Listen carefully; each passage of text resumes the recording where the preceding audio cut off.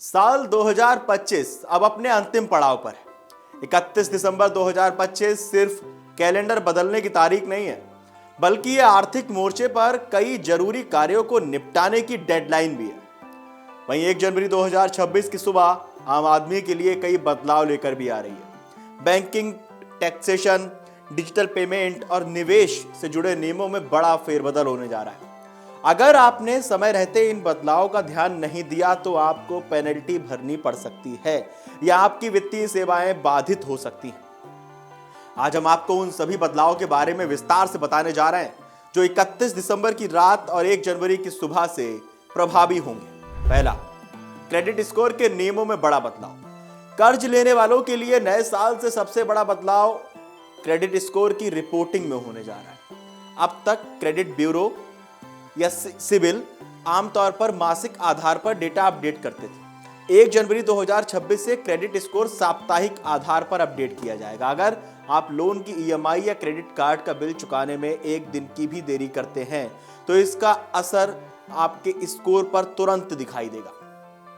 वहीं समय पर भुगतान करने वाले ग्राहकों का स्कोर तेजी से सुधरेगा, जिससे उन्हें लोन मिलने में आसानी होगी।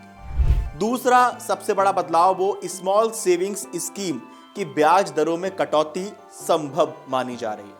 छोटी बचत योजनाओं जैसे पीपीएफ, सुकन्या समृद्धि, एनएससी इत्यादि के निवेशकों के लिए 31 तारीख बहुत अहम तारीख है। सरकार हर तिमाही ब्याज दरों की समीक्षा करती है। भारतीय रिजर्व बैंक यानी आरबीआई ने हाल ही में 5 दिसंबर को रेपो रेट में 0.25% की कटौती कर इसे 5.25% कर दिया। रेपो रेट घटने के बाद बॉन्ड यील्ड में गिरावट आई है। ऐसे में पूरी संभावना है कि 1 जनवरी से शुरू होने वाली तिमाही के लिए सरकार स्मॉल सेविंग्स स्कीम्स की ब्याज दरों में कटौती का ऐलान कर सकती है। अगर आप निवेश की योजना बना रहे हैं तो मौजूदा दरों को लॉक करने के लिए 31 दिसंबर से पहले फैसला लेना समझदारी हो सकती है। तीसरे नंबर पे बात करते हैं हम आईटीआर फाइलिंग की। 31 दिसंबर एक आखिरी मौका है।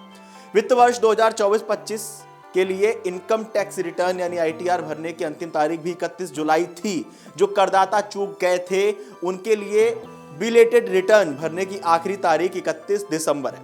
अगर आप 31 दिसंबर तक रिटर्न नहीं भरते हैं तो आप अपना टैक्स रिफंड क्लेम नहीं कर पाएंगे।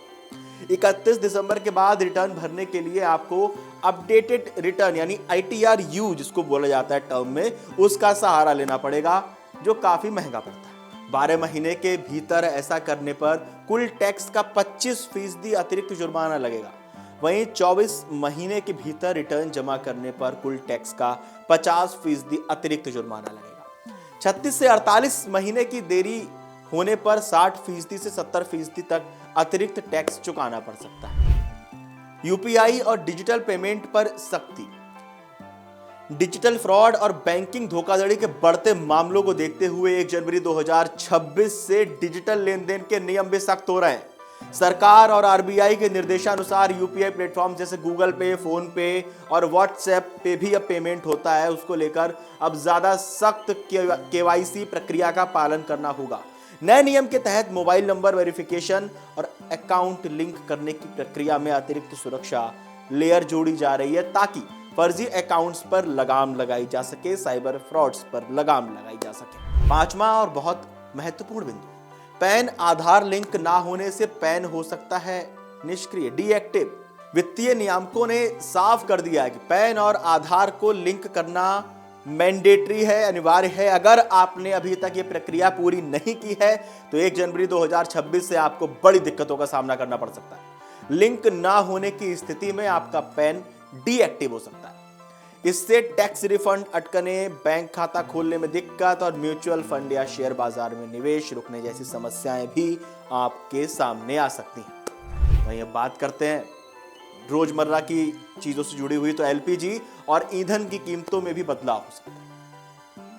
तेल विपणन कंपनियां यानी ओएमसीज हर महीने की पहली तारीख को ईंधन की कीमतों की समीक्षा करती है। 1 जनवरी 2026 को एलपीजी, घरेलू और कमर्शियल, सीएनजी और एविएशन टरबाइन फ्यूल यानी एटीएफ के नए दाम जारी किए जाएंगे। अंतरराष्ट्रीय बाजार में कच्चे तेल की कीमतों के आधार पर इसमें बदलाव संभव है, जिसका सीधा असर रसोई के बजट और ट्रैवल पर पड़ेगा। आखिरी और बहुत महत्वपूर्ण बिंदु, नए इनकम टैक्स कानून की आहट। नए साल में टैक्स व्यवस्था में एक और ऐतिहासिक बदलाव की तैयारी है। केंद्र सरकार की घोषणा के मुताबिक पुराना इनकम टैक्स एक्ट 1961 जल्द ही इतिहास बन जाएगा। 1 अप्रैल 2026 से देश में नया इनकम टैक्स कानून लागू होने जा रहा है। इसकी संभावना है। इसका उद्देश्य टैक्स प्रक्रिया को सरल बनाना और मुकदमेबाजी को कम करना है। अगर आप लोगों ने ये काम नहीं किए हैं तो 31 तारीख का दिन आपके पास है। आप कर सकते हैं, अपने जरूरी काम निपटा सकते हैं। जो नियम आपको बताए गए उन नियमों के मुताबिक आप अपने डॉक्यूमेंट्स रेडी करा सकते हैं। और आने वाले साल की आप सभी को बहुत बहुत शुभकामनाएं। देश और दुनिया की तमाम बड़ी खबरें जानने के लिए देखते रहिए अमर उजाला। अगर आप ये वीडियो YouTube पर देख रहे हैं तो हमारे चैनल को सब्सक्राइब कर बेल आइकन दबाएं और Facebook पर देख रहे हैं तो हमारे पेज को लाइक करें।